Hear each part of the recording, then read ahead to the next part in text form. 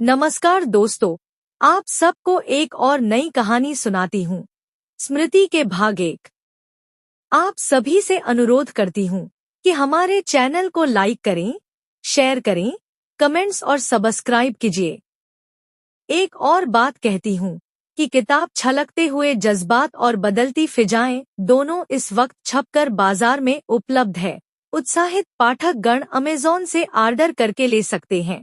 आप भी पढ़ें, दूसरे को भी प्रेरित करें। बोनोल्ता की शादी के 2-3 वर्ष के बाद भी उसे मां बनने की लक्षण नहीं दिख रही है। ऐसे में संजीव उसे किसी कंसल्टेंट के सलाह लेने की बात करते हुए डॉक्टर के पास पहुंचे तो पता चला कि अधिक उम्र होने के कारण बोनोल्ता के शरीर में हार्मोनल डिस्टर्बेंस आ गई है। इस कारण उसे परेशानियों का सामना करना पड़ रहा है।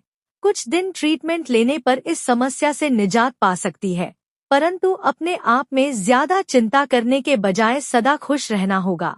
डॉक्टर कल्याणी के एडवाइस पर संजीव ने बोनोल्ता को एक चैरिटेबल संस्था के साथ जुड़ने की सलाह दी ताकि बोनोल्ता लोगों के बीच में तनाव मुक्त रहे तथा डॉक्टर के इलाज भी चलती रहे।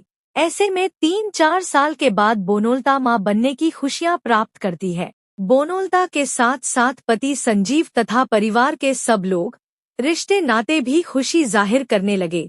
इस तरह डॉक्टर के देख रेख में बोनोल्ता स्मृतिलता की मां बनी तो उसकी उम्र लगभग 48 वर्ष को छू गई। स्मृतिलता की पिता संजीव भी लगभग 50 वर्ष को छूने लगे, परंतु दोनों अपनी बिटिया को पाकर बड़े खुश हैं। दोनों अपनी बेटी को पाकर मन ही मन संतुष्टि का इजहार करने लगे तथा बड़े ही जतन से अपने बेटी को पालन में कोई कसर नहीं छोड़ते।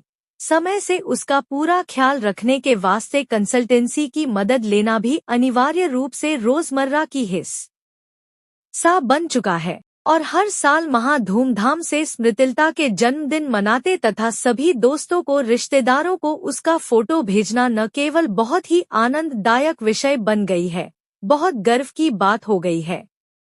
बीते समय के साथ साथ संजीव पत्नी से एक और बच्चे की गुहार करता है, मगर बोनोल्ता उसकी बातों को अनसुनी करती है और बहुत से उदाहरण तले दबाने का प्रयास करते हुए कहती है, देखिए जी, अभी तो बड़ी मुश्किल से हमारी एक बेटी हुई है। आप तो जानते हो कि हमारे शरीर में बदलाव आ चुके हैं। ऐसे में अगर हम लोग दोबारा बच्चे के प्रयास करेंगे तो हमें फिर से डॉक्टरों के सलाह लेने होंगे, जो कितना खर्चीले हो चुके हैं। ऊपर से जो तकलीफें हैं, ऐसे में हमें एक बच्चे से खुश रहने होंगे, चाहे लड़का हो या लड़की।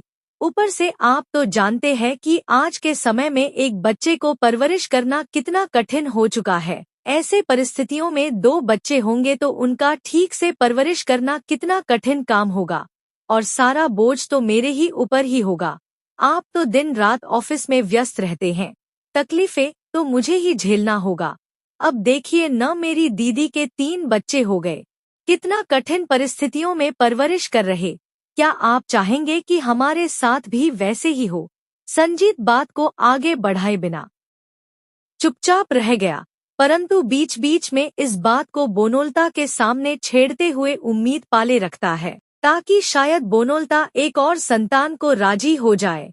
मगर बोनोल्ता अपनी विचार में अटल रहा और स्मृतिलता माता पिता दोनों के प्यार की छाव चले बड़ा होने लगा। धीरे धीरे वो दिन भी आ गया, स्मृतिलता को स्कूल में जाना होगा। समाप्त। अगले भाग के लिए हमारे साथ बने रहिए। धन्यवाद।